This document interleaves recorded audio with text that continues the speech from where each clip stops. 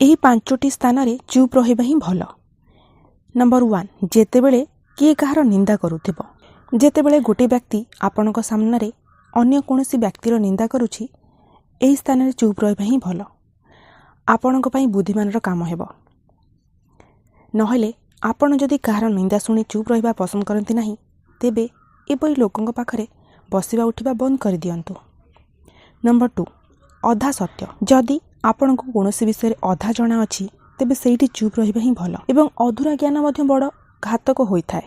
ଏହା ଆପଣଙ୍କୁ ଉପହାସର ପାତ୍ର ମଧ୍ୟ କରିପାରେ, ନହେଲେ କୌଣସି ଅସୁବିଧାରେ ମଧ୍ୟ ପକାଇପାରେ।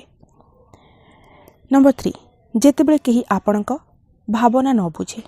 ଯଦି ଆପଣଙ୍କୁ ଲାଗୁଛି କି କେହି ବ୍ୟକ୍ତି ଆପଣଙ୍କ ଭାବନା, ଦୁଃଖ, ଅସୁବିଧାକୁ ଶବ୍ଦରେ ବୁଝିପାରୁନାହାନ୍ତି କିମ୍ବା ସେ ଆପଣଙ୍କ କଥାକୁ ଧ୍ୟାନରେ ଶୁଣୁନାହାନ୍ତି, ତେବେ ଏମିତି ବ୍ୟକ୍ତିଙ୍କ ପାଖରେ ଚୁପ୍ ରହିବା ହିଁ ଭଲ।